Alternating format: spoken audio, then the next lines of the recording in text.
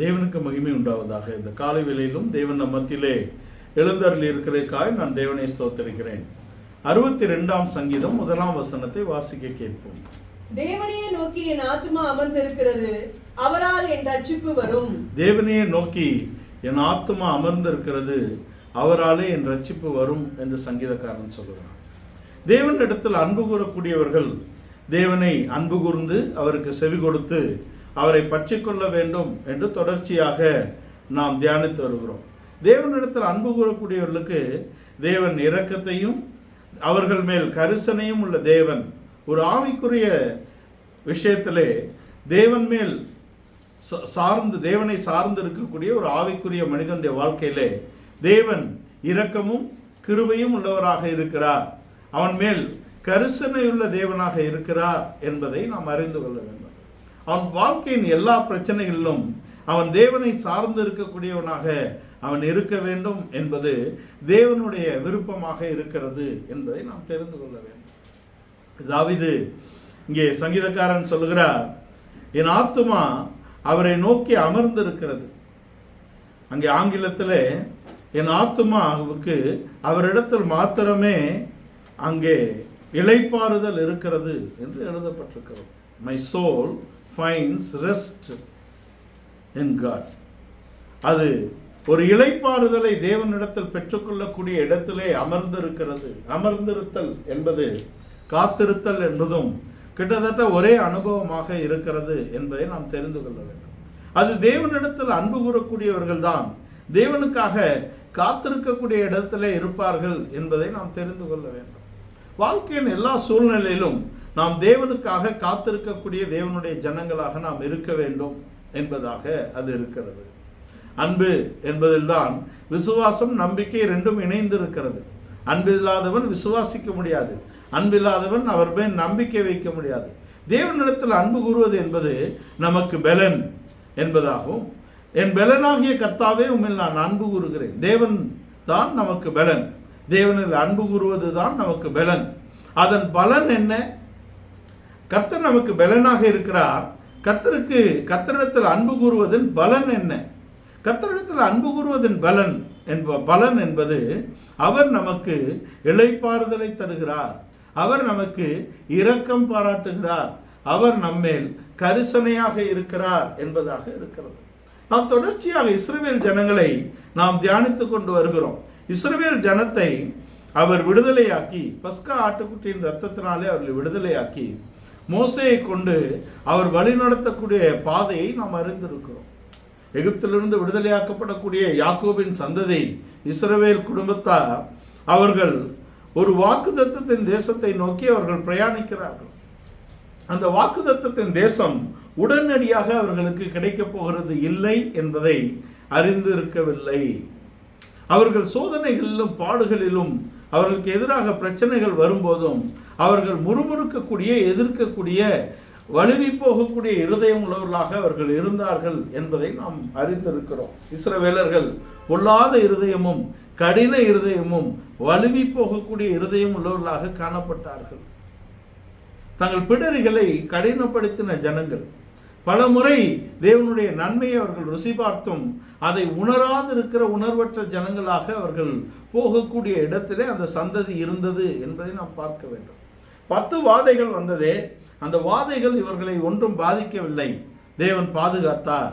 அவர்கள் மேல் இரக்கம் உள்ளவராக இருந்தார், அவர்கள் மேல் கரிசனை உள்ளவராக இருந்தார் என்பதை அவர்கள் உணராதவர்களாக தான் அங்கிருந்து புறப்பட்டு வந்த இடத்திலே அவர்களுக்கு எதிராக சமுத்திரமும் அவர்களுக்கு பின்னாக பார்வோனின் அங்கே சேனையும் வந்த பொழுது அவர்கள் மோசேக்கு எதிராக முறுமுறுத்தார்கள், அங்கே புலம்பினார்கள், தேவனுக்கு எதிராக முறுமுறுத்தார்கள் என்று நாம் அறிந்திருக்கிறோம். இப்பொழுது தேவன் பெரிய அதிசயங்களை செய்தார்.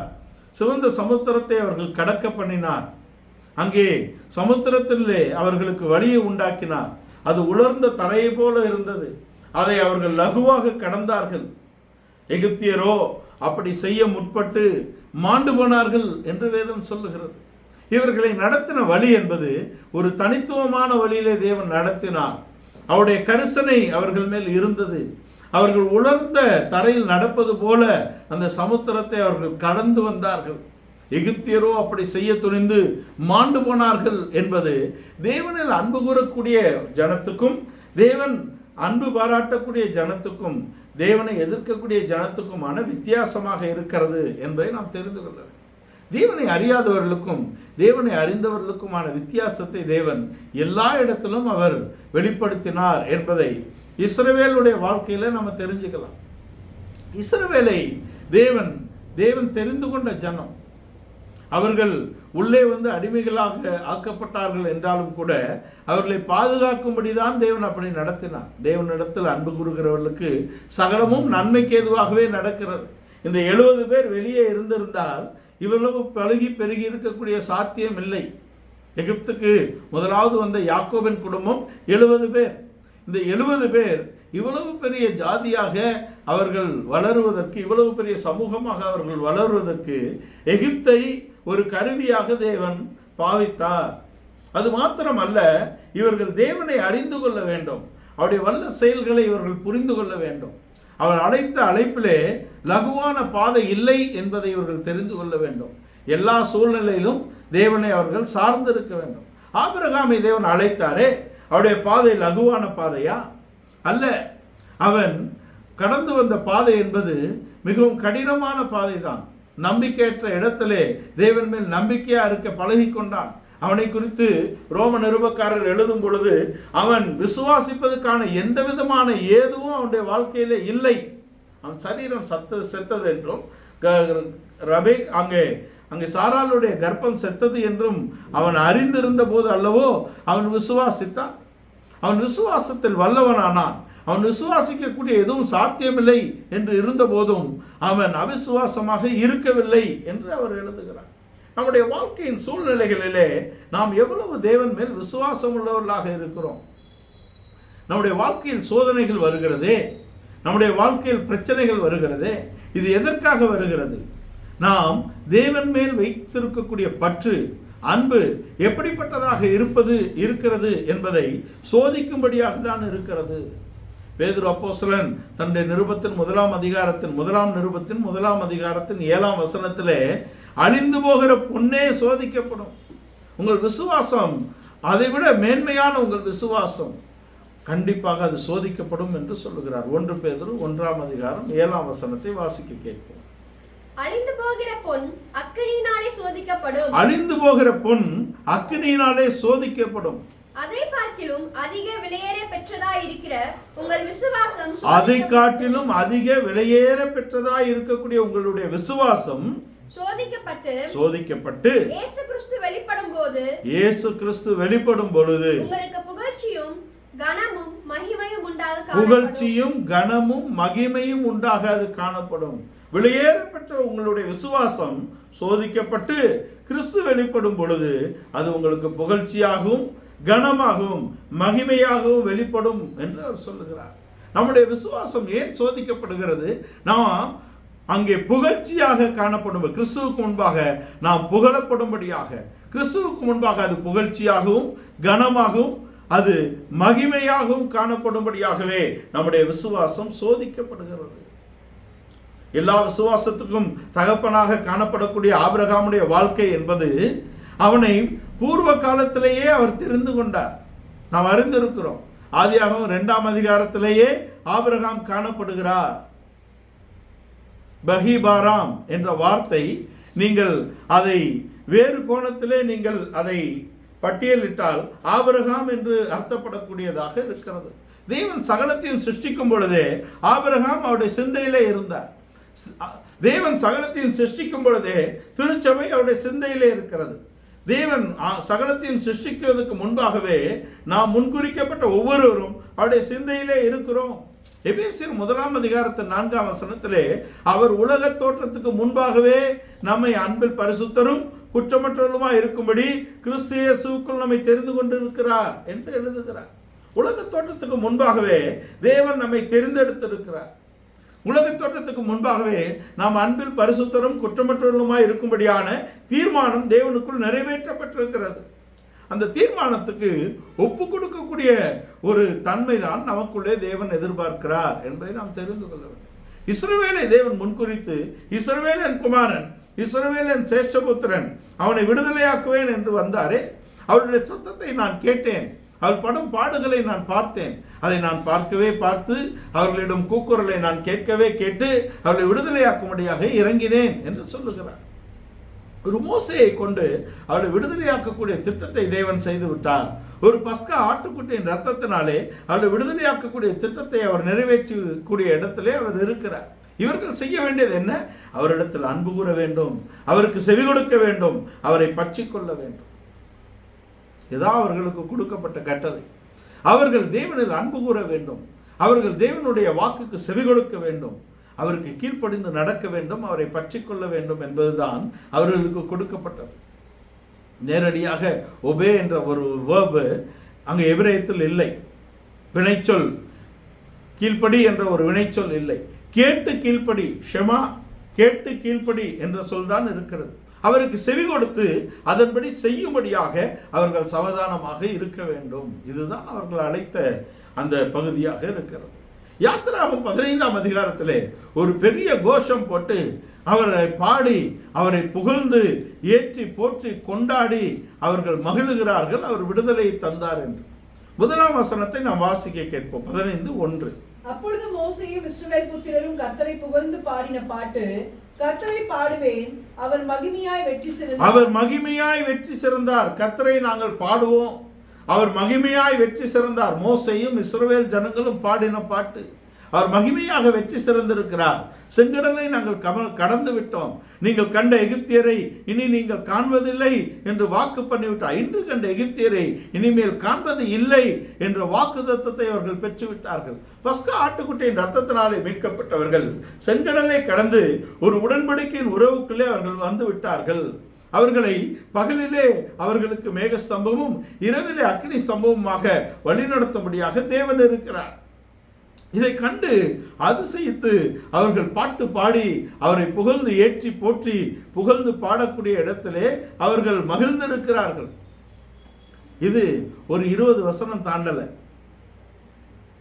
22ஆம் வசனத்தை நான் வாசிக்க கேட்டால் 22ஆம் வசனத்தை வாசிப்போம். பின்பு மோசே இஸ்ரவேல் ஜனங்களை சிவந்த சமுத்திரத்திலிருந்து பிரயாணப்படுத்தினான்.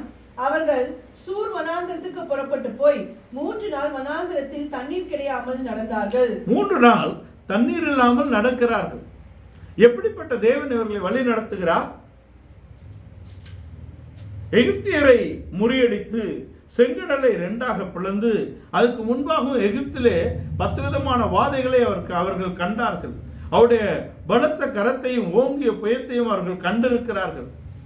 3 நாள் இப்ப தண்ணி இல்லை, பிரச்சனை. இவர்களுக்கு ஒரு சோதனை வந்திருக்கிறது. இவர்கள் இப்பொழுது பரீட்சை பார்க்கப்படுகிறார்கள். இதை குறித்து 1 கொரிந்தியர் 10ஆம் அதிகாரத்திலே பவுல் அப்போஸ்தலன் எழுதும் போது பரீட்சை பார்க்கப்பட்டார்கள் என்று எழுதுகிறார். They are tested in the wilderness. ஏன் பரீட்சை பார்க்கப்பட்டார்கள்? இவருடைய விசுவாசம் யார் மேல் இருக்கிறது? இவர்கள் எப்படி தேவனை பற்றி கொண்டிருக்கிறார்கள்? இவர்கள் மெய்யாகவே தேவனில் அன்பு கூறுகிறார்களா என்று இவர்களை பரீட்சிக்கக்கூடிய இடத்திலே தேவன் இருக்கிறார். பரீட்சை 2 விதத்துக்கு இருக்கிறது. இவர்கள் தேவனை அறிந்து கொள்ள வேண்டும், இவர்களை அறிந்து கொள்ள வேண்டும். இவர்களை தேவன் நன்றாகவே அறிந்திருந்தார். ஆபிரகாம், ஈசாக்கு, யாக்கோபு என்பவர்களுடைய விசுவாச சந்ததி 3 நாள் தண்ணீர் இல்லை நடக்கிறார்கள். அங்கே மோசேயை எதிர்க்கக்கூடிய இடத்திலே அவர்கள் திரும்பி விட்டார்கள். வாசிங்க தொடர்ந்து. அவர்கள் மாராவிலே வந்தபோது மாராவின் தண்ணீர் கசப்பாய் இருந்ததினால் 3 நாள் தண்ணீர் இல்லாமல் நடந்தார்கள். 3ஆவது நாள் அவர்கள் மாராவை கண்டடைந்தார்கள்.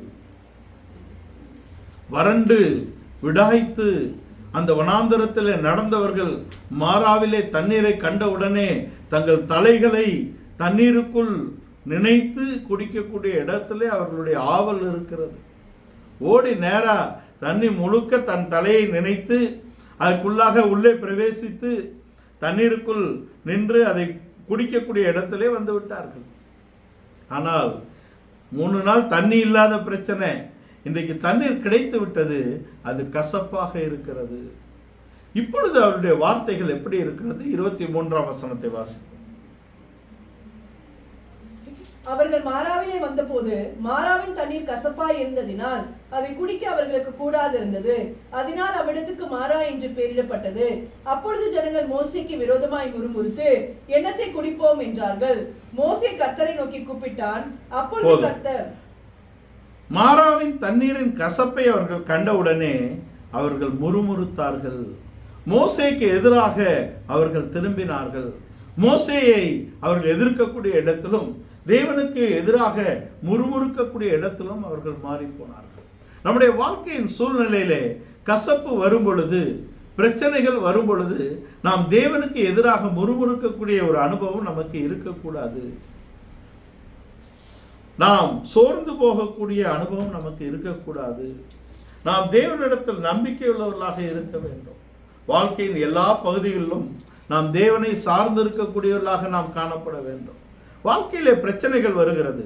நாம் நம்பினவைகள் மாறுதலாக முடியும் பொழுது, நாம் நினைத்தவர்கள் நடக்காத போது, மனிதர்களால் நாம் ஏமாற்றப்படும் பொழுது, நம்மை மனிதர்கள் தவறாக புரிந்து கொள்ளும் பொழுது, நாம் தவறாக அடையாளப்படுத்தப்படும் பொழுது, நாம் சோர்ந்து போகிறோமா, முறுமுறுக்கிறோமா, பின்வாங்கி போகிறோமா, நம்முடைய இருதய வியாகுலத்தை நாம் எப்படி வெளிப்படுத்துகிறோம், அல்லது தேவனை சார்ந்து கொள்ளுகிறோமா?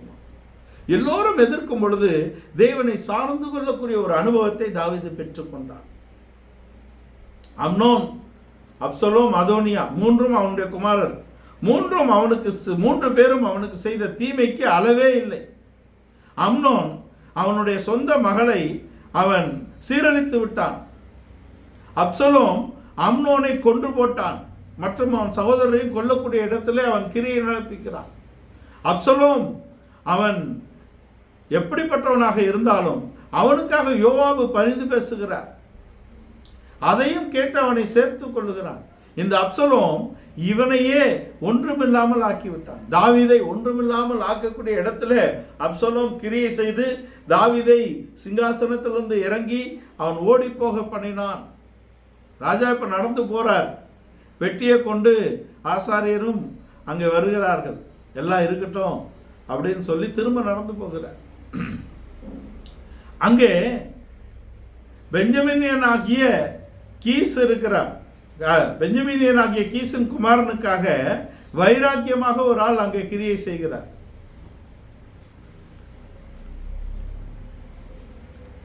தாவீதை தூஷிக்கக்கூடிய இடத்திலே அங்கே சிமேயி இருக்கிறான். பெஞ்சமினன் ஆகிய சவுலுக்காக அவன் மிகவும் வைராக்கியமாக இருந்து தாவீதை பார்த்து அவன் சொன்ன வார்த்தைகள் ஒருவராலும் ஜீரணிக்க முடியாது. இரத்த பிரியனே, மண்ணை வாரி கல்லை அங்கே தூற்றி கல்லை அடிக்கிறான். யோவாபுக்கு கோபம் வந்துருச்சு. ஊன்னு சொன்னா அந்த நாயை நான் வெட்டி போடுகிறேன் என்று சொல்லுகிறார். அவர் சொல்றாரு, நீ இன்னும் வேதனையை கூட்டக்கூடாது. அவனை அப்படி தேவன் அனுமதித்திருக்கிறார் என்று பொறுமையாக இருக்கிறான். அவன் பேசி முடித்து தீரும் மட்டும் இவன் பொறுமையாக வெறுங்காலனாக நடந்து போகிறான். ஏனென்றால் இந்த நம்பிக்கை தேவன் மேல் இருக்கிறது. நீங்கள் பழைய ஏற்பாட்டு ராஜாக்கள் நாளாகமங்கள் புஸ்தகங்களை நீங்கள் வாசித்து பார்த்தால் யாரெல்லாம் எருசலேமுக்கு கொண்டு வரப்பட்டு மரித்தார்களோ அவர்களெல்லாம் நீதிமான்கள் என்ற லிஸ்ட்ல இருக்கிறாங்க. தாவீது சொல்லுகிறான், இதோ நான் அவருக்கு முன்பாக இருக்கிறேன், அவருக்கு விருப்பம்னா என்னை எருசலேமுக்கு கொண்டு வரட்டும், பெட்டி இருக்கும் இடத்துக்கு கொண்டு வரட்டும், இல்லை என்றால் நான் அப்படியே சாகிறேன் என்பது தேவ சித்தத்துக்கு பரிபூர்ணமாக ஒப்பு கொடுத்த ஒரு வெளிப்பாட்டை அவன் காண்பிக்கிறான். அவனுடைய குமாரர் அவனை ஒன்றுமில்லாமல் ஆக்கிவிட்டார். இப்பொழுது அவன் ஓடி வனாந்தரத்தில் இருக்கும் பொழுதும் அவனுடைய நம்பிக்கை தேவன் மேல் இருக்கிறது. நீங்க சங்கீதங்களின் அடைப்புக்குறிகளை நீங்கள் வாசித்தால் அவன் 2வது சங்கீதமா 3வது சங்கீதம் 3ஆம் சங்கீதத்தின் அடைப்புக்குறி, தாவீது தன் குமாரன் அப்சலோமுக்கு தப்பி ஓடி போகையில் பாடின சங்கீதம். அவன் குமாரனாகிய அப்சலோமுக்கு தப்பி ஓடி போகையில் பாடின சங்கீதம். அநேக சங்கீதங்கள்ல அவன் சவுலுக்கு பயந்து ஒளிந்திருந்த போது சத்தமில்லாமல் இருக்கக்கூடிய வாத்தியங்களை வைத்தும் அவன் பாடியிருக்கிறான். சத்தம் மிகவும் எழுப்பாத வாத்தியங்களை வைத்து அவன் பாடியிருக்கிறான் என்றால் என்ன? எல்லா சூழ்நிலையிலும் அவன் தேவனை பாடக்கூடிய ஒருவனாக இருக்கிறான். அவனுடைய அனுபவம் அப்படி. அவன் ஏதோ ஏழை மேய்ப்பன் அல்ல. அவனுடைய தகப்பன் மிகப்பெரிய ஐஸ்வர்யவான். போவாசின் எல்லா சொத்துக்களும் அவர்கள் குடும்பத்தில் தான் இருக்கிறது இல்லையா? போவாசின் அடிப்படையிலே 10வது குமாரன் இவங்க அப்பா கீஸ், இவங்க தாவீதுடைய அப்பா ஈசாய். ஈசாய் போவாசின் சந்ததியில் 10வது குமாரன், அவருடைய பையன் இவன் பாடுவதை அங்கே தன் வாழ்க்கையாக்கி கொண்டவன். மெய்ப்பர்கள் அங்கே நாணல்களை எடுத்து அதனால இசைக்கருவிகளை செய்து அதை இசைக்கக்கூடிய இடத்திலே அவர்கள் இருப்பார்கள். அதை புல்லாங்குழலை போல இசைக்கக்கூடிய கருவிகளாக மாற்றி வாசிக்கக்கூடிய அந்த அனுபவத்தை அவன் மெய்ப்பனாக வனாந்திரங்களை சுற்றி தெரிந்த போதும் அவன் காத்து கொண்டான். அவன் ராஜாவான போதும் அதை தக்க வைத்து கொண்டான். அவன் ராஜா என்ற ஸ்தானத்திலிருந்து விரட்டப்பட்ட போதும் அவனிடத்தில் அது இருந்தது. இந்த அப்சலோமின் மேல் அவன் இரக்கம் பாராட்டினான். பிள்ளையாண்டானை மெதுவா நடத்துங்கன்னு சொல்லி தான் அனுப்புறான் இல்லையா? யோவாபுக்கு ஒரு வைராக்கியம், அவனை குத்தி கொண்டு போடுகிறான். யோவாபின் இடத்தில் அப்சலோம் கருவாலி மரத்தில் அவன் முடி சிக்கி தொங்குறான்னு ஒரு ஆள் வந்து சொல்றாரு. அவருக்கு யோவாபு சொல்றாரு, அவனை நீ கொண்டிருந்தால் உனக்கு நான் பொண்ணு வெள்ளி வெகுமதி கொடுத்திருப்பேனே. இஸ் அ காமன் மேன், அவனை பற்றி பேர் போடவில்லை. ஆனால் அவன் யோவாபுக்கு சொன்ன பதில், ஐயா ராஜா சொன்னதை நான் கேட்டேங்க இல்லையா, அந்த பொல்லாப்பு எனக்கு வர வேணாம், நீங்களே பார்த்துக்கோங்க அப்படின்ட்டான். அப்சலோமை குறித்து அவன் சொன்ன வார்த்தைகள் அவனுடைய சுபாவத்தை காண்பிக்கிறது. நமக்கு நிறைய வெளிச்சம் இருக்கிறது. தாவீதுக்கு மிகப்பெரிய வெளிச்சம் இருக்கிறது. 110ஆம் சங்கீதத்திலே மெல்கிசேதேக்கை குறித்து பாடுகிறான். 16ஆம் சங்கீதத்தில் பாதி கிறிஸ்துவை பற்றியதாக இருக்கிறது இல்லையா? அநேக சங்கீதங்கள் கிறிஸ்துவை பற்றிய வெளிச்சம் அவனுக்கு கொடுக்கப்பட்டிருக்கிறது. பெரிய சத்தியங்களை அவன் பெற்றுக்கொண்டான். பரிசுத்த ஆவி என்ற வார்த்தையை அவன் உபயோகிக்கிறான்.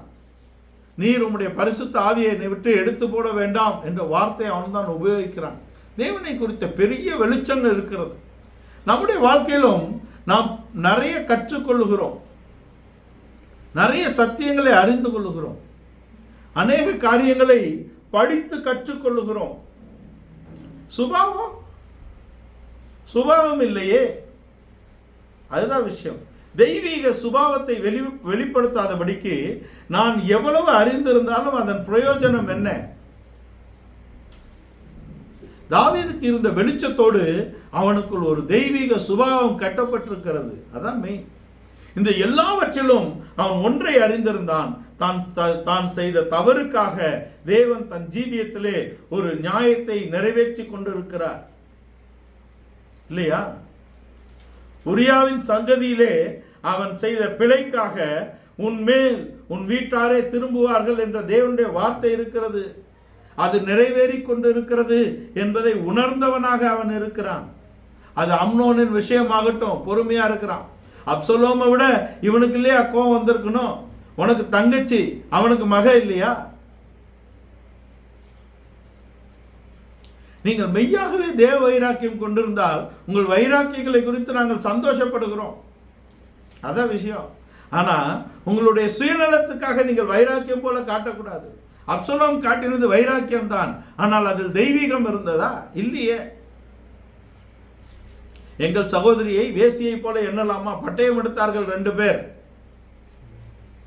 சிமியோனும் லேவியும். இது லேவியை தேவன் காப்பாத்திட்டாரு, சிமியோனை ஏன் பிடிச்சு கொடுத்தாரு அப்படின்னா, சிமியோனு மெய்யாக பரிசுத்தத்துக்காக இல்லை, அவன் பிரச்சனைக்காக இருக்கிறான். மெய்யாக நீ பரிசுத்தத்துக்காக வைராக்கியம் பாராட்டினவனானால் நீ யோசேப்பின் மேல் எப்படி கை போட முடியும்? யோசேப்பு பிரச்சனை உண்டாக்குனது யாரு? சிமியோன் தான் பிரச்சனையை கிளப்புறாரு. சிமியோன் தான் இவ்வளவு கலவரத்துக்கு காரணம் என்று யோசேப்பு கண்டுபிடித்து விட்டான். அதனால தான் சிமியோனை பிடித்து ஜெயிலில் போட்டு, சிறைச்சாலையில் போட்டு, நீங்க போய் பெஞ்சமினை கூட்டு வர வரைக்கும் இவன் சிறைச்சாலையில் இருக்கணும்னு சிமியோனை தானே போட்டான். லேவியை போடலையே, வேற யாரையும் போடலையே. சிமியோனை ஏன் தேவன் தூக்கி எடுக்கல? அதே சமயத்தில் லேவியை தூக்கி எடுத்துட்டாரே, என் பரிசுத்தத்துக்காக இவன் வைராக்கியமா இருக்கிறேன். இன்னொரு ப்ரூஃப் கொடுக்கிறார். பெனகாஸ் வைராக்கியத்துக்காக காண்பித்தான், தேவ வைராக்கியத்தை காண்பித்தான். நித்திய ஆசாரியத்துவம் இவர்கள்கிட்ட இருக்கும் அப்படின்னு சொல்றாரு. அதுதான் மெய்யாக தேவன் இருதயத்தை சோதித்து அறிகிறார். அவ்வளோ வைராகியை காண்பித்த நீ உன் தகப்பனுக்கு விரோதமாக, சிங்காசனத்துக்கு விரோதமாக வந்து இவையெல்லாம் நிறைவேற்றுகிறானே அப்படின்னா இதெல்லாம் தேவனுடைய வார்த்தை நிறைவேறுகிறது என்று உணர்ந்தவனாக, ஒப்பு கொடுத்தவனாக தாவீது இருக்கிறான். நம்முடைய வாழ்க்கையின் எல்லா சூழ்நிலையிலும் நாம் தேவனை நாம் துதித்து புகழ்ந்து பாட வேண்டும். அதான் தெசலோனிக்க நிருபக்காரர் சொல்லுகிறார், நீங்கள் எல்லாவற்றுக்காகவும் எப்பொழுதும் தேவனை ஸ்தோத்திரம் பண்ணுங்கள். அதுவே நீங்கள் சிருஷ்டிக்கப்பட்டதின் நோக்கமாக இருக்கிறது. நாம் எல்லாவற்றுக்காகவும் நன்றியுள்ளவர்களாக இருக்க வேண்டும். நம்முடைய ஜெபங்கள் சில நேரங்களில் கேட்கப்படுகிறதில்லை, அதுக்காக நாம் நன்றியுள்ளவர்களாக இருக்க வேண்டும். ஏனென்றால் அது நமக்கு நன்மைக்கானது அல்ல. பல ஜெபத்தை அவர் கேட்டிருந்தா நம்ம இருந்திருக்கவே முடியாது. ஐயா போதும்னு ஜெபம் பண்ணவங்க எத்தனை பேர் இருக்காங்க? சரி, கேட்டு எடுத்திருந்தா இந்நேரம் நம்ம இருக்க மாட்டோம் இல்லையா? வாழ்க்கை போதும்னு ஜெபம் பண்ணிருக்கோம் பல சூழ்நிலைகளில் இல்லையா? அறியாமையினாலே நாம் செய்திருக்கிறோம். தேவ சித்தத்தை அறியாதபடிக்கு நம்முடைய பாடுகளிலே, நம்முடைய பிரச்சனைகளிலே நாம் நம்முடைய ஜீவியம் போதும் என்று சொன்னது உண்டு. இல்லையா? சொல்றாரு, என் பிதாக்களை காட்டு நான் நீதிமான் இல்லை, என் ஜீவனை எடுத்து விடுங்கிறார்.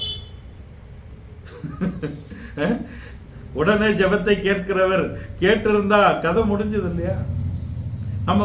நமக்கு நன்மையாக தெரிகிறவைகள் நமக்கு மெய்யாகவே நன்மையானவைகள் அல்ல. அது மனித அறிவிலே, நம்முடைய மட்டிலே அது நன்மையாக தெரிகிறது. சில நேரங்களில் அப்படி சுய இச்சையினாலே நாம் இழுப்புண்டுதான் நாம் சோதனைக்கு உட்படுகிறோம் என்று யாக்கோபு அப்போஸ்தலன் கொண்டு வருகிறார். தேவன் தீமையினாலே சோதிக்கிறவர் அல்ல. தீமையினாலே சோதிக்கப்படுகிற எவனும் தேவன் என்னை சோதிக்கிறார் என்று சொல்லக்கூடாது. நம்முடைய சுய இச்சையினாலே நாம் இழுப்புண்டு சோதனைக்கு உட்படுகிறோம் என்று சொல்லுகிறார். இஸ்ரவேல் ஜனங்கள் முறுமுறுக்கக்கூடியவர்களாகவும் எதிர்க்கக்கூடியவர்களாகவும் அங்கே மாறிவிட்டார்கள். நம்முடைய பிரச்சனைகள்ல நாம் எதிர்க்க கூடாது.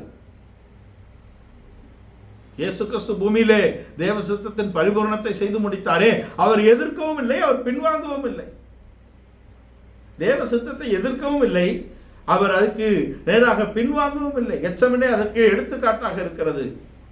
தேவ சித்தத்தின்படி அவர் மரித்தாரா? இல்லை, ரோமர் கையிலே அவர் கொடுக்கப்படுகிறார்.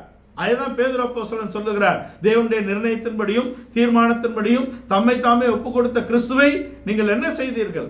அநீதர் கையிலே கொடுத்து கொண்டீர்களே. பிரதான ஆசாரியனுக்கு ஒரு படை கொடுக்கப்பட்டிருக்கிறது. பிரதான ஆசாரியனுக்கு ஒரு கோர்ட் இருக்குது விசாரணை பண்றதுக்கு. ஆனா அதை இவர்கள் செய்தார்களானால் இவர்களுடைய ஸ்தானம் பறிபோய்விடும். ரோமர் ஆளும் போது மரண தண்டனை கொடுக்க இவர்கள் துணிகிறது இல்லை.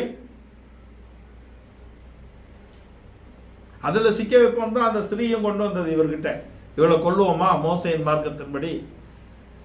இவரை பிடிக்கதா? ஆக அவர்கள் தங்களுடைய ஸ்தானத்தை தக்க வைக்கும்படியாக இருந்தார்களே தவிர தேவ சித்தத்துக்கு அவர்கள் முக்கியத்துவம் கொடுக்கவில்லை. அந்த வருஷத்து பிரதான ஆசாரியனும் தீர்க்க தரிசனம் சொல்லுகிறான், எல்லாருக்கும் பதிலாக இவன் ஒருவன் மரிப்பது நலமாயிருக்கும் என்பது தீர்க்க தரிசன வார்த்தையாக இருக்கிறது. பாருங்க, இவர்களை பரிசுத்தப்படுத்தும்படியாக, நம்மை பரிசுத்தப்படுத்தும்படியாக, மனித குலத்தை மீட்கும்படியாக பரிசுத்தராக இருக்கக்கூடியவர் முழு உலகத்தின் பாவத்தை சுமந்து தீர்க்கும்படியாக ஒப்பு கொடுக்கப்பட்டிருக்கிறார். அவரை கொண்டு போய் பைலட்டோட அரண்மனையில் விட்டு இவங்க வெளியில் நின்னாங்க. ஏன்னா பண்டிகை காலம், இவங்க யாரும் தங்களை தீட்டுப்படுத்திக் கொள்ள விரும்பவில்லை. இவர்கள் மிகவும் மதிக்கக்கூடிய, அவனே தீட்டுள்ளவன் தான் என்று நினைக்கக்கூடிய ஒரு முறை அங்கே இருக்கிறது. ஏனென்றால் அவன் புறஜாதி, அவனுடைய அரண்மனையை இவர்கள் மிதிக்க மாட்டார்கள். ஆனா கிறிஸ்துவ உள்ள கொடுத்துட்டாங்க, இயேசு கிறிஸ்துவ உள்ள கொடுத்துட்டாங்களே. தேவ சித்தத்துக்கு எல்லா சூழ்நிலையிலும் ஒப்பு கொடுக்கக்கூடிய தன்மை வேணும். அதுக்கு தான் நம்ம தாவீதை எடுத்தோம்.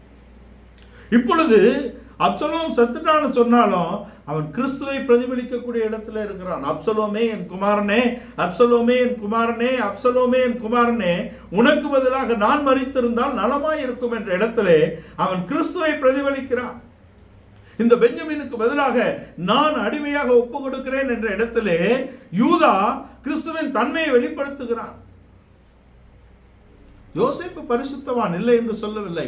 ஆனால் தன்னுடைய சொப்பனங்களும் தன்னுடைய தரிசனங்களும் நிறைவேறும்படியாக அவன் பொறுமையோடு இருக்கிறான் இல்லை என்று சொல்லவில்லை. ஆனால் அவனுடைய திட்டம் என்ன? பென்யமீன் கூட வந்துட்டா இவங்கெல்லாம் விரட்டி விட்டுருவோம். அவர் ஒரு ஐடியா போட்டிருக்கார். யோசேப்பை ஒரு ஆளும் குற்றப்படுத்த முடியாது, பரிசுத்தவான் இல்லை என்று சொல்லவில்லை. ஆனாலும் அவருடைய சகோதரர் பயந்து நடுங்குறாங்களே, அன்பில்லை, பயப்படுறாங்களே. அப்பா செத்த உடனே ஓடி வந்து என்ன சொல்றாங்க?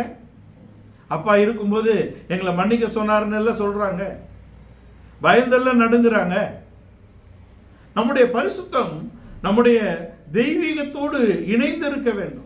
இல்லை என்றால் நம்மை கண்டு அஞ்சுவார்களே தவிர நம்மை கண்டு அன்பிலே இணைய முடியாது. கிறிஸ்துவோடு அன்பிலே இணைந்த அநேக பாவிகள், துன்மார்க்கர் அவரிடத்துல ஏன் இணைந்தாங்க? ஏன் வேதபாரகர் பரிசேயரோடு அவர்களால் இணைய முடியவில்லை? அங்கே பரிசுத்தம் இருந்தது, தெய்வீக சுபாவம் இல்லை. நம்ம எவ்வளவோ சத்தியங்களை பேசுகிறோம், தன்மை இல்லையே. தூஷணமும் வருகிறது, சத்தியமும் வருகிறது. அறிவு கொண்டு தேவனை அறிவது அரிதல்ல, ஆனால் அதனால் பெரிதாக ஒன்றும் நமக்கு கிடைக்க போறதில்லை. அறிவு கொண்டு தேவனை அறிகிறவன், தேவனுக்கு அவனுக்கு சம்பந்தம் இல்லை, ஆனால் கடவுளை அவன் தெரிந்து கொள்ளலாம், அவ்வளவுதான். எத்தனையோ பேர் வேதத்தை தொடர்ச்சியாக படிக்கக்கூடியவர்கள் இருக்கிறார்கள், தங்களுடைய அறிவுக்காக படிக்கிறார்கள். அதில் ஆத்மார்த்தமான ஒரு மீட்பு அவர்களுக்கு இல்லை. இஸ்ரவேலர்களை தேவன் நடத்தின வழிகளையும் தாவீது நடத்தப்பட்ட வழியை நாம் பார்த்தோம். ஆனால் தாவீது எல்லா சந்தர்ப்பத்திலும் தேவனை சார்ந்திருந்தான். இதோ நான் உமக்கு முன்பாக இருக்கிறேன், நீர் என்ன செய்ய சித்தமா இருக்கிற செய்யும், நீர் என்னை எருசலேமுக்கு கொண்டு வந்த சந்தோஷம், இல்லைனாலும் நான் ஒப்பு கொடுக்கிறேன் என்பது அவனுடைய காரியமாக இருந்தது. அதனாலே தாவீதை அவர் நீதிக்கு உட்படுத்துகிறார். தேவன் அவனை மீட்டு தூக்கி எடுத்து அவன் எங்கே பிரச்சனை செய்தானோ அதே பத்சேபாளின் குமாரனை அங்கே ராஜ்யபாரத்துக்கு தேவன் கொண்டு வந்தார். தாவீது தேவனை அன்பு கூறக்கூடிய ஒரு மனிதன். தாவீதின் குமாரன் தேவனால் அன்பு கூறப்பட்ட ஒருவனாக இருக்கிறார். நாம் தேவனில் அன்பு கூர்ந்தால் நம்முடைய சந்ததியை தேவன் அன்பு கூறக்கூடிய இடத்திலே இருப்பார். ஆபிரகாம், ஈசாக்கு, யாக்கோபு என்ற 3 பிதாக்கள் தேவனிடத்தில் மெய்யாக அன்பு கூர்ந்ததினாலே அவர்கள் மூலமாக அவருடைய சந்ததிகள் அன்பு கூறப்படுகிறார்கள். பவுலப்போஸ்தலன் சொல்லுகிறார், உங்களை நீங்களே புத்திமான்கள் என்று எண்ணாதிருங்கள், ஒரு ரகசியத்தை நீங்கள் அறியும்படியாக விரும்புகிறேன். அவர்கள் பிதாக்கள் நிமித்தம் அன்பு கூறப்பட்டவர்கள், அவர்களுக்கு ரட்சிப்பு உண்டு. காட்டு ஒலிவ மரமாகிய நம்மையே கொண்டு வந்து சுய ஒலிவ மரத்தோடு இணைத்திருக்கிறாரே. சுய ஒலிவ மரங்களாகிய யூதர்களை அவர் இணைப்பது நிச்சயம். நம்மிடத்தில் அன்பையும் பரிவையும் அவர்களிடத்தில் கண்டிப்பையும் காண்பித்தாரே. நீங்கள் அதை நினைத்து நீங்கள் தாழ்மையுள்ளவர்களாக இருங்கள், அன்புள்ளவர்களாக இருங்கள், பயந்திருங்கள். எப்பொழுதும் பயந்திருக்கிறவன் பாக்கியவான். நாம் தேவனுக்கு பயப்படக்கூடிய பயத்தோடும் அவரிடத்தில் அன்பு கூறக்கூடிய இடத்திலும் நாம் இருக்க வேண்டும். நம்முடைய பிரச்சனைகள்ல, நம்முடைய சோதனைகள்ல, நம்முடைய பாடுகள்ல நாம் தேவனிடத்தில் ஒரு கசப்போ ஒரு முறுமுறுப்போ நம்முடைய வாழ்க்கையில் வந்துவிடக் கூடாது. இவ்வளவு ஏன் நடத்துறாரு? 3 நாள் தண்ணி இல்ல, ஒருத்தரும் அவரை நோக்கி கூப்பிட்டதாக எழுதப்படவில்லை. மாராவிலே வந்த கசப்பு, முறுமுறுத்தார்கள், மோசையை எதிர்த்தார்கள். ஆனால் தேவனை நோக்கி கூப்பிடுவதற்கு ஒருவருக்கும் மனமில்லை. மோசே தேவனை நோக்கி கூப்பிட்டான். அவர் அவனுக்கு ஒரு மரத்தை காண்பித்தார். அந்த மரத்தை கொண்டு வந்து போட்டான். மாராவின் தண்ணீர் மாற்றப்பட்டது. அந்த மரம் கிறிஸ்து. அந்த மரம் கிறிஸ்து. கிறிஸ்துவினாலே நம்முடைய ஜீவியத்தின் கசப்பு மாற்றப்படுகிறது. நம்முடைய பாவத்தின் ரோகம் மாற்றப்படுகிறது. நம்முடைய இருள் வெளிச்சமாக மாற்றப்படுகிறது. கிறிஸ்துவினாலே நாம் இருளில் இருந்தவர்கள் வெளிச்சத்துக்கு வந்திருக்கிறோம். முன்னே நாம் எப்படி இருந்தோம்? அக்கிரமங்களும் பாவங்களிலும் மரித்தவர்களாக இருந்த நம்மை அவர் உயிர்ப்பித்து கொண்டு வந்திருக்கிறார்.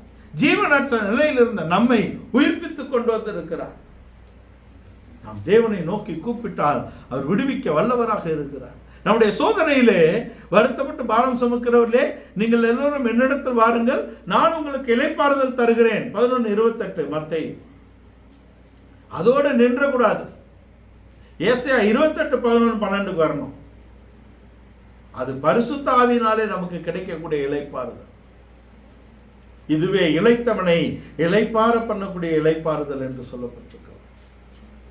நம்முடைய பாவங்கள் நீக்கப்பட்டது மாத்திரமல்ல, நாம் தெய்வீகத்துக்கு மாறுபடியாக அவருடைய பரிசுத்த ஆவியின் நிறைவு நம்முடைய இருதயத்தில் ஊற்றப்பட்டிருக்கிறது. அந்த நம்பிக்கை நம்மை வெட்கப்படுத்தாது.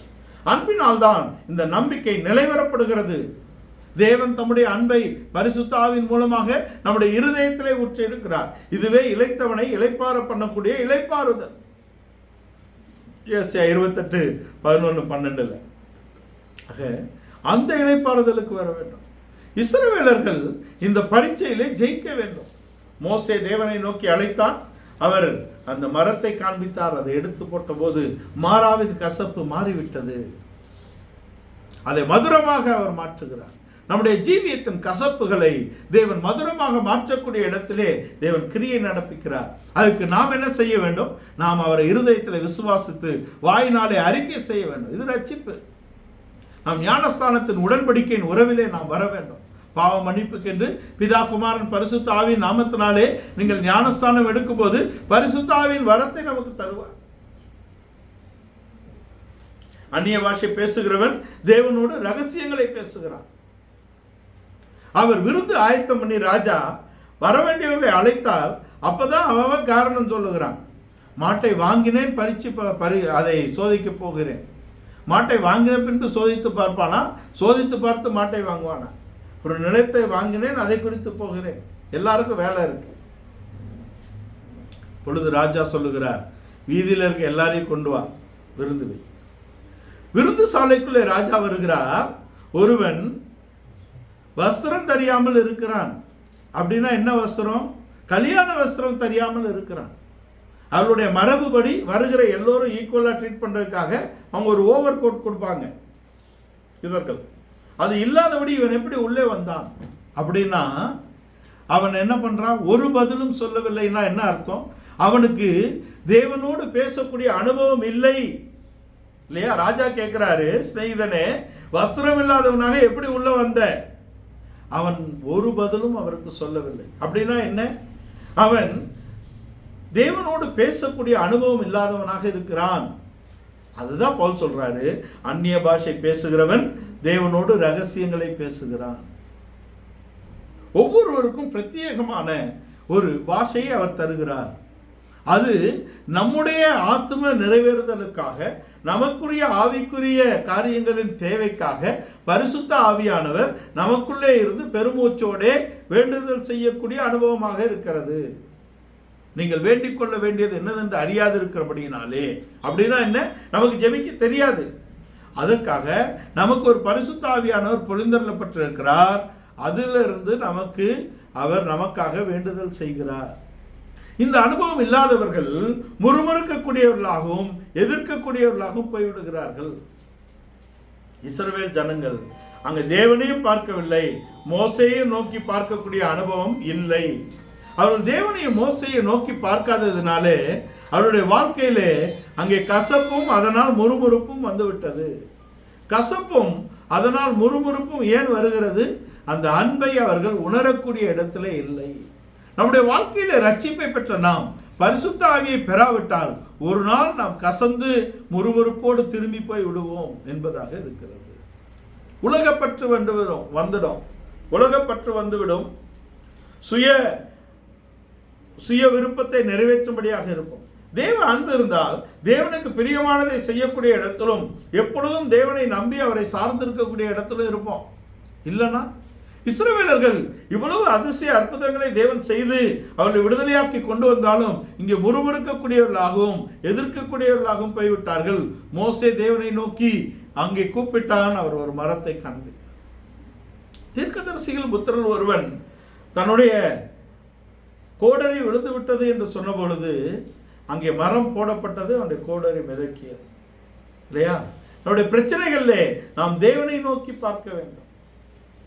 படவிலே அவர் தூங்கிக் கொண்டிருக்கிறார் என்று எழுதப்பட்டிருக்கிறது இல்லையா? ஆனால் தூங்கினாரானா இல்லை. இஸ்ரவேலை காக்கிறவர் உறங்குவதும் இல்லை, தூங்குவதும் இல்லை. அங்கு தூங்கினாரா? இவர்கள் ஐயரே என்று அபயமிட்டார்கள். அவர் விழித்து எழுந்தார்னா இருக்கு இல்லையே, அவர் விழித்து எழவில்லை. அப்படின்னா என்ன? இவர்கள் எப்பொழுது கூப்பிடுவார்கள் என்று அவர் காத்து கொண்டிருக்கிறார். தேவ ஜனங்கள் பிரச்சனைகளிலே தம்மை நோக்கி கூப்பிட வேண்டும் என்று அவர் விரும்புகிறார்.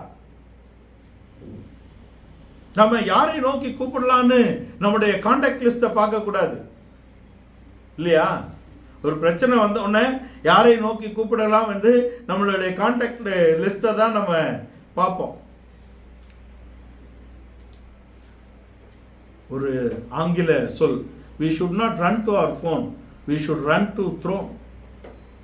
சிங்காசனத்தினிடத்தில் ஓட வேண்டும். நம்முடைய ஆபத்திலே நாம் சிங்காசனத்தை நோக்கி ஓட வேண்டும். தேவனுடைய சிங்காசனத்தை நோக்கி ஓட வேண்டும். எஸ்தரின் புஸ்தகத்திலே ஆபத்து வந்தபோது எஸ்தர் தன்னை கர்த்தருக்குள் பலப்படுத்திக் கொண்டு சிங்காசனத்துக்கு நேராக போனாள். சிங்காசனத்துக்கு நேராக போகும் பொழுது ராஜா அழைக்காதபடிக்கு போகக்கூடிய ஒவ்வொருவரும் கொல்லப்பட வேண்டும். ஆனால் தேவனுடைய இரக்கம், அங்கே செங்கோல் நீட்டப்பட்டது. அதே ராஜா காரியத்தை மாறுதலாக கையெழுத்திடுகிறார். யூதர்கள் காக்கப்பட்டார்கள்.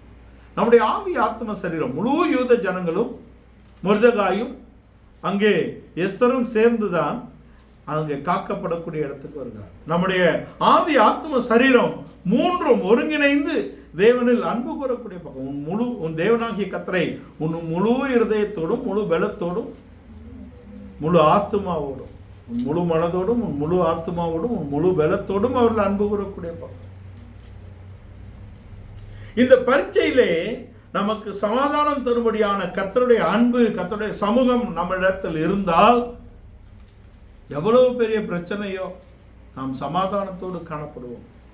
நமக்கு ஒரு ஆறுதலும் ஒரு அமெரிக்கையும் அங்கே இருக்கும். நமக்கு அங்கே ஒரு இளைப்பாறுதல் வைக்கப்பட்டிருக்கும். நம்முடைய சோதனையிலே நாம் இளைப்பாறும்படியாக அவரோடு உள்ள அன்பை நாம் காத்துக்கொள்ள வேண்டும். அவருடைய சமூகத்தை நாம் காத்துக்கொள்ள வேண்டும். நான் கர்த்தரை எனக்கு முன்பாக வைத்திருக்கிறேன், அவர் என் வலது பாரிசத்தில் இருக்கிறதுனால் நான் அசைக்கப்படுவதே இல்லை. தாவீதுடைய வார்த்தை. கர்த்தரை எப்பொழுதும் நமக்கு முன்பாக வைத்திருக்க வேண்டும். எப்பொழுதும் கர்த்தரையே சார்ந்து இருக்க வேண்டும். அப்படிப்பட்ட அனுபவம் நமக்கு இருந்தால் நம்ம அந்த டெஸ்ட்டை பாஸ் பண்ணிடுவோம். அந்த சோதனையை ஜெயிக்கும்படியாக கர்த்தர் நம்மோடு இருக்க வேண்டும். கர்த்தருடைய சமூகத்தை நாம், அவரோடு இருந்த உறவை நாம் பாதுகாத்துக் கொள்ள வேண்டும். அந்த அன்பை நாம் பாதுகாத்துக் கொள்ள வேண்டும். நீங்கள் அந்த பரீட்சையை ஜெயித்தால் அங்கே அவர்களுக்கு ஒரு ஏலிம் காத்திருந்தது இல்லையா? பரீட்சை ஜெயிக்காவிட்டால் மாறாவிலே மடிந்து போயிருப்பார்கள். மோசேயினால் அந்த பரீட்சை மாற்றப்பட்டு அவர்கள் ஏலிமுக்கு வந்தார்கள். அங்கே 12 நீர் ஓடைகள் அவர்களுக்கு இருந்தது. வாசிங்க பின்ன 25 யாத்திராகமம் 15ஆம் அதிகாரம் 24 25. மோசே கர்த்தரை நோக்கி கூப்பிட்டான். அப்பொழுது கர்த்தர் மோசேக்கு ஒரு மரத்தை காண்பித்தார். அதை அவன் தண்ணீரில் போட்ட உடனே அது மதுரமான தண்ணீர் ஆயிற்று. அவர் அங்கே அவர்களுக்கு ஒரு நியமத்தை ஒரு நியாயத்தையும் கட்டளையிட்டு அவர்களுக்கு கட்டளையிட்டு அங்கே அவர்களை சோதித்து நீ உன் தேவனாகிய கர்த்தரின் சத்தத்தை கவனமாய் கேட்டு அவர் பார்வைக்கு செம்மையானவைகளை செய்து அவருடைய சத்தத்தை கவனமாய் கேட்டு அவருடைய பார்வைக்கு செம்மையானதை செய்து அவர் கட்டளைகளுக்கு செவி கொடுத்து அவருடைய நியமங்கள் யாவையும் கை கொண்டால் நான் எகிப்திற்கு வரப்பண்ணின வியாதிகளில் ஒன்றையும் உங்களுக்கு வரப்பண்ணேன். நானே உன் பரிகாரி என்று சொல்லுகிறார். யார் அந்த பரிகாரி? கிறிஸ்துவே நம்முடைய பரிகாரியாக இருக்கிறார். நம்முடைய பாவ ரோகங்களை நீக்கும்படியாக அவர் அங்கே மாறாவின் கசப்பை முற்றிலுமாக மாற்றி இந்த வாக்கை நீங்கள் கேட்டு இந்த நியமங்களை எல்லாம் கை கொண்டு நீங்கள் நடந்தால் எகிப்திற்கு வரப்பண்ண வியாதியை வரப்பண்ணேன். நானே உங்கள் பரிகாரியாகிய கர்த்தர். அடுத்த வசனம். பின்பு அவர்கள் ஏலிமுக்கு வந்தார்கள். அவர்கள் ஏலிமுக்கு வந்தார்கள். அங்கே 12 நீரூற்றுகளும் 12 நீரூற்றுகளும் 70 பேரீச்ச மரங்களும் இருந்தது. 70 பேரீச்ச மரங்களும் இருந்தது. அங்கே தண்ணீர் அருகே பாளையம் இறங்கினார்கள். தண்ணீர் அருகே பாளையம் இறங்கினார்கள். 3 நாள் தண்ணீர் இல்லாத சோதனை. 3வது நாளிலே அவர்களுக்கு தண்ணீர் கிடைத்தாலும் குடிக்க முடியாத பிரச்சனை. இந்த சோதனையிலும் பிரச்சனையிலும் அவர்கள் தேவனை நோக்கி கூப்பிட வேண்டும் என்பது தேவனுடைய விருப்பம். நம்முடைய பிரச்சனைகளே, நம்முடைய வாழ்க்கையிலே நாம் தேவனை நோக்கி கூப்பிட வேண்டும் என்பது தேவனுடைய காரியமாக. கூப்பிட்டால்தான் வருவார். ஏனென்றால் ஒரு தெரிந்து கொள்ளுதலின் உரிமையும் ஒரு சுயாதீன சித்தத்தையும் மனிதனுக்கு கொடுத்து விட்டார். உங்க வாழ்க்கை நீங்க நினைத்தபடி வாழலாம். அழைத்தால் மாத்திரமே அவர் உங்கள் வாழ்க்கையிலே தலையிடக்கூடிய இடத்தில் இருக்கிறார். அவர்களுக்கு மோசே கூப்பிட்டால் அவர்களுக்கு ஒரு விடுதலையை கொடுத்து வாக்குத்தத்தத்தையும் கொடுத்து எகிப்தியருக்கு வரப்பண்ண வியாதி ஒன்றையும் வரப்பண்ணேன். எதற்கு எப்படி வரப்பண்ணேன்? நீங்க என் பேச்சை கேட்டு என்னுடைய பிரமாணங்களை கை கொண்டு கட்டளைகளின்படி கீழ்ப்படிந்து நடந்தால் வரப்பண்ண மாட்டேன். 12 கோத்திரங்களுக்கும் கோத்திரங்கள் ஒன்றுக்கு ஒரு நீரூற்று என்ற இடத்திலே 12 நீரூற்றுகள் அங்கே இருந்தது. 70 பேரீச்ச மரங்கள். 70 என்பது முழு ராஜ்யத்தையும் முழு உலகத்தையும் காண்பிக்கிறது. 70 தேசங்கள் தான் பிரதானமாக இருந்தது. நீங்கள் வரலாற்றை எடுத்து பார்த்தால் அதிலிருந்து தான் நாடுகள் அப்புறம் பிரிந்து இத்தனை ஆயிருக்குது. 100 சில்லறை ஆயிடுச்சு. முன்பு அது 70ஆக தான் இருந்தது. அங்கே யாக்கோபின் சந்ததி எகிப்துக்குள் போனவர்கள் 70 பேர் தான். இந்த 70 என்பது முழு உலகத்தையும் ரட்சிக்கக்கூடிய ரட்சிப்பு அங்கே இஸ்ரவேலில் இருந்து துளிர்க்கக்கூடிய இடத்தில் இருக்கிறது. இந்த 12 என்பதை அப்போஸ்தலர் உபதேசம் என்று எடுத்துக்கொள்ளலாம். இந்த 12 என்பது 12 கோத்திரங்களையும் திருப்தி செய்யக்கூடிய இடத்திலே அங்கே நீரூற்று இருக்கிறது. அதுதான் ஜீவநதி. அவர் விசுவாசிக்கிறவர்கள் இடத்திலிருந்து ஜீவ நதியுள்ள ஊற்று. 12 கோத்திரத்தையும் அவர் விடுவிக்கக்கூடிய இடத்திலும் ரட்சிக்கக்கூடிய இடத்திலும் அவர் இருந்தார். அவரை நோக்கி கூப்பிடும் பொழுது நாம் ரட்சிக்கப்படுகிறோம், நாம் திருப்தி அடைகிறோம். நமக்குள்ளே வாக்குத்தத்தங்கள் நிறைவேற்றக்கூடிய இடத்திலே அவர் இருக்கிறார். நம்ம ஸ்தானத்திலிருந்து தள்ளி போட்டாலும் தெரியாது. நாம் அவரோடு உள்ள உறவிலே நாம் இருக்க வேண்டும். அன்பை நாம் பாதுகாத்துக் கொள்ள வேண்டும். சவுல் கீழ்ப்படியவில்லை. சவுல் கீழ்ப்படியவில்லை. தேவ சித்தத்தை நிறைவேற்றக்கூடிய இடத்துல அவன் இல்லை. கொள்ளையின் மேல் பறந்தான். கீழ்ப்படியாதபடிக்கு பலியிட்டான். அமலேக்கை அவன் அழிக்கவில்லை. அவனை தேவன் தள்ளிட்டார்னு தெரிஞ்சுதா? சிங்காசனத்திலே தான் இருக்காரு. ஆமாம் தானே? அவன் ஆளுகை நீடித்து இருக்கிறது. 40 வருஷம் அவனை இருக்க வைக்கிறாரு. பொசிஷனல் ரைச்சஸ்னஸ்ல நம்ம இருக்கும் பொழுது அதுல இருந்து தள்ளனாலும் தெரியாது. we hold the position but we should go further. progressive righteousnessக்கு வரணும். அது கிரியையினாலே வெளிப்படுகிறது. அது தெய்வீகத்தை நாம் வெளிப்படுத்தும் போதுதான் வெளிப்படுகிறது. நம்ம ஒரு நீதிக்கு தேவன் கொண்டு வந்திருக்கிறார் ரட்சிப்பில். ஆனால் கிறிஸ்துவின் மனவாட்டியாக நாம் வர வேண்டும் என்றால் கிரியையின் நீதி, அந்த நீதி வளர்ந்தேற வேண்டும் என்றால் அவரோட அன்பிலும் உறவிலும் அவருடைய பிரமாணத்திலும் நாம் நிலைத்திருந்தால் தான் நம்ம அன்பில் வர முடியும். சவுலை தள்ளிட்டார். அநேகர் அந்தந்த பொசிஷன்ல அப்படியே இருக்கிறாப்புல இருக்கும். இருக்கிறோமா இல்லையான்னு வரும்போது தான் தெரியும். ஏலிமுக்கு வந்தார்களே, அத்தனை பேரும் கூப்பிட்டார்களா? ஏலிமில் இருப்பதினால் நாம நின்றுட்டோம்னு நினைக்க கூடாது. ஏலிமின் பிதாக்களினால் நீங்கள் நினைக்கப்பட்டிருக்கிறீர்கள். 120 ஏலிம். 120 என்பது மனிதனுக்கு அவர் வைத்த ஆசீர்வாதம். அவன் 120 வருஷம் இருப்பான்னு சொல்லிட்டார்ல. ஆதியாகமம் 6ஆம் அதிகாரத்தில் 120 வருஷம் இருப்பான்றாரு. எழுதுனது மோசே தான். 90ஆம் சங்கீதத்தில் 70 நாள் தான் இருப்பான், 70 வருஷம் தான் இருப்பாங்கிறார். அப்ப 120 70. 120 என்பது 120 jubilee. What is jubilee? 50. 120 into 50 6000 years. 6000 வருஷம் தான் மனுஷன் இருக்க போறா இல்லையா? 6 years he created everything. அப்ப 120 என்பது மனிதனுக்கு அவர் வைத்தது.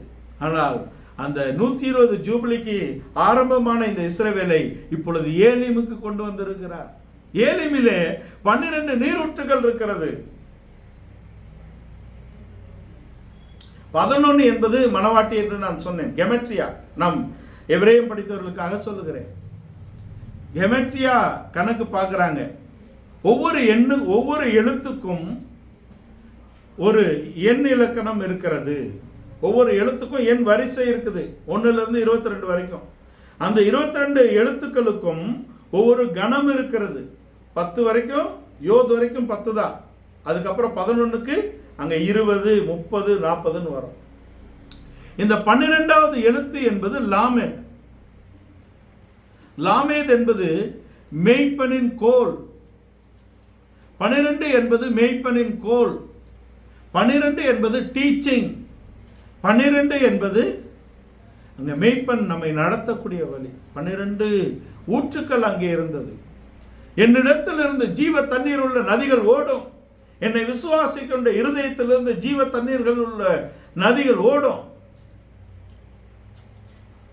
கூடார பண்டிகையின் முடிவிலே கிறிஸ்து எழும்பி நின்று தாகமுள்ளவன் என்னிடத்தில் வர கடவன். அவர்தான் ஜீவ ஊற்று. அங்கே அவரிடத்தில் வந்தா 2 விஷயம் தான் சொல்லணும். என்ன சொல்லணும்? நான் என்ன செய்ய நீர் சித்தமா இருக்கிறீர். இதை 2 பேர் சொன்னாங்க. யாரு? ஒன்று மோசே, இன்னொன்று பவுல் அப்போஸ்தலன். இந்த 2 பேரும் பரிபூர்ணமாக சபையை நடத்தக்கூடிய இடத்தில் இருந்தார்கள். இந்த 2 பேருக்கும் கிறிஸ்துவின் சிந்தை கையளிக்கப்பட்டது. இந்த 2 பேரையும் கிறிஸ்துவின் அன்புதான் நெருக்கியவிகிறது. நானா பெத்தெடுத்த இவனுங்களை நான் இப்படி உங்களை சுமந்து திரியிறேனே அப்படின்னு மோசே கேட்கிறாரு. சரி அழிப்போமா அப்படின்னு கடவுள் சொல்றாரு. இவங்க எல்லாரையும் அழிச்சு ஒன்ன பெருஞ்சாதி ஆக்குறேன்னா விடுவாரா? விடல. அவர்களுக்காக கெஞ்சி மன்றாடக்கூடிய தகப்பனின் இருதயம் மோசேக்கு இருந்தது.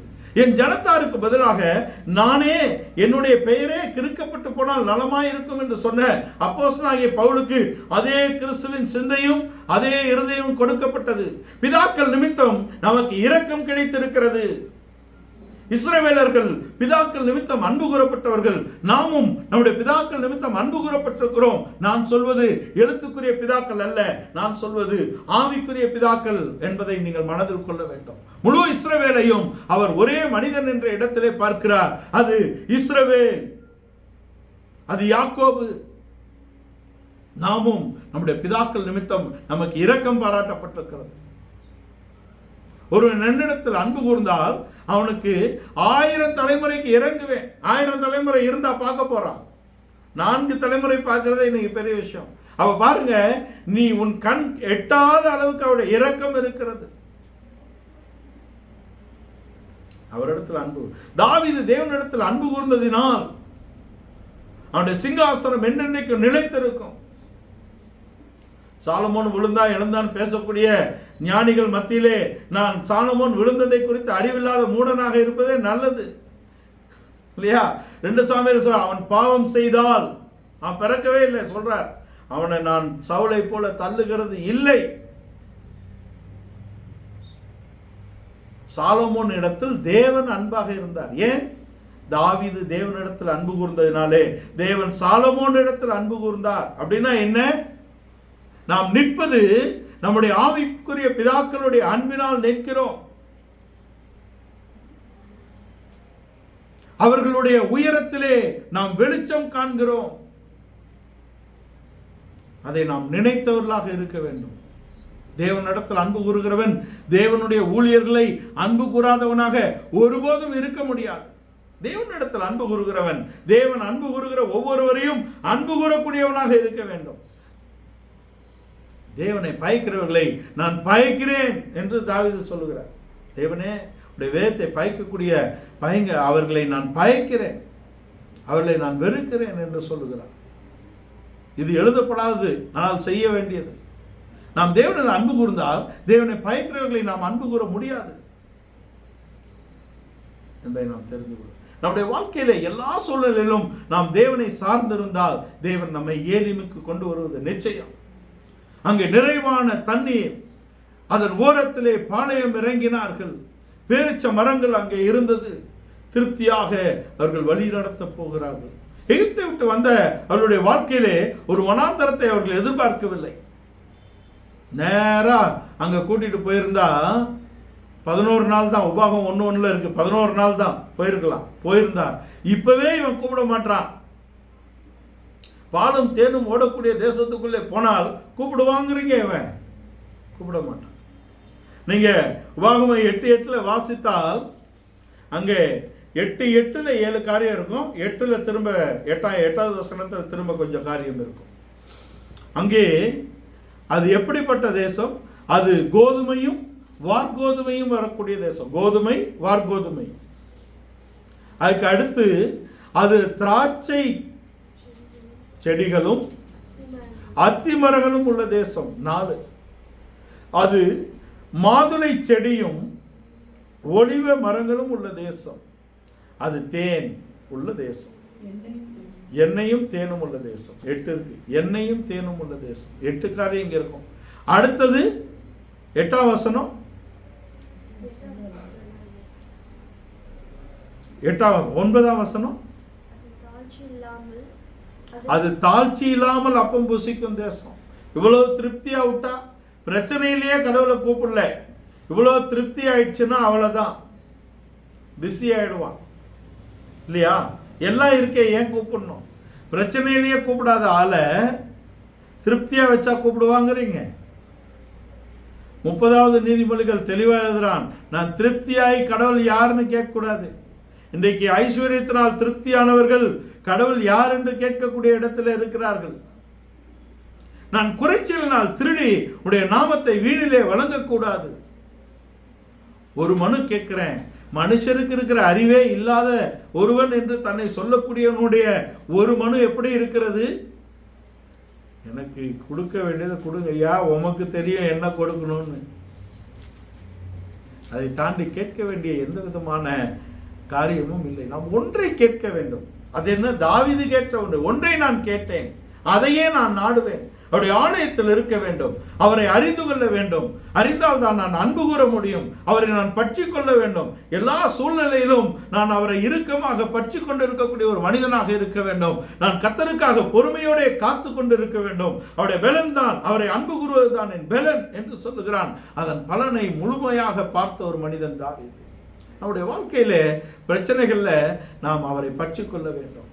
நம்முடைய வாழ்க்கையின் பிரச்சனைகளிலே நம்மை அவர் தூக்கி எடுத்ததை நாம் நினைவு கூற வேண்டும். நம்முடைய வாழ்க்கையின் எல்லா சூழ்நிலையிலும் நாம் அவருக்கு நன்றி உள்ளவர்களாக இருக்க வேண்டும். இதை தான் அவர் மனவாட்டியின் இடத்தில் எதிர்பார்க்கிறார். இந்த காலை வேளையில இந்த வசனங்களுக்கு நாம் முற்றிலுமாக ஒப்புக்கொடுப்போம். நம்மை அவர் தெரிந்து கொண்டு இருக்கிறார். நம்மை அழைத்து கொண்டு வருகிறார். நம்முடைய ரட்சிப்பில் இருந்து நாம் அவருடைய மனவாட்டியாக நிற்கும் வரைக்கும் இருக்கக்கூடிய பாதை என்பது வனாந்தர யாத்திரை. இந்த வனாந்தர யாத்திரையிலே அவருடைய சமூகம் நமக்கு இன்பமானதாக இருக்கிறது. அவருடைய மேக ஸ்தம்பம், அவருடைய அக்னி ஸ்தம்பம் நம்மை வழிநடத்தக்கூடியதாக இருக்கிறது. என்னுடைய இருளிலே அவருடைய வெளிச்சம் பிரகாசிக்கிறது. அவருடைய வேதம், அவருடைய வசனம் எனக்கு வெளிச்சமாக அங்கே தீபமாக இருக்கிறது. 119 105 கட்டளையே விளக்கு, வேதமே வெளிச்சம், போதக சிச்சையே ஜீவவழி. இந்த வெளிச்சத்தையும் இந்த கட்டளை, இந்த வேதத்தையும் இந்த போதக சிச்சையும் நாம் ஒரு நாளும் விட்டுவிடக் கூடாது. தேவன் தமக்கு பிரியமானவனை அவர் சிட்சித்து நடத்துகிறார். சிச்சையை விரும்பாதவன் மரண வழியிலே இருக்கிறான். கண்டிப்பை விரும்பாதவன் தன்னை சரி செய்து கொள்ள முடியாது. தேவனுடைய கண்டித்தலுக்கும் தேவனுடைய அங்கே போதனைக்கும் நாம் ஒப்பு கொடுத்து நம்முடைய ஜீவியத்தை கட்டி எழுப்புவோம். நம்முடைய சுதந்திரத்தை அடைந்து கொள்வோம். இந்த காலை வேளையிலே இந்த வசனங்களுக்கு முற்றிலுமாக ஒப்பு கொடுப்போம்.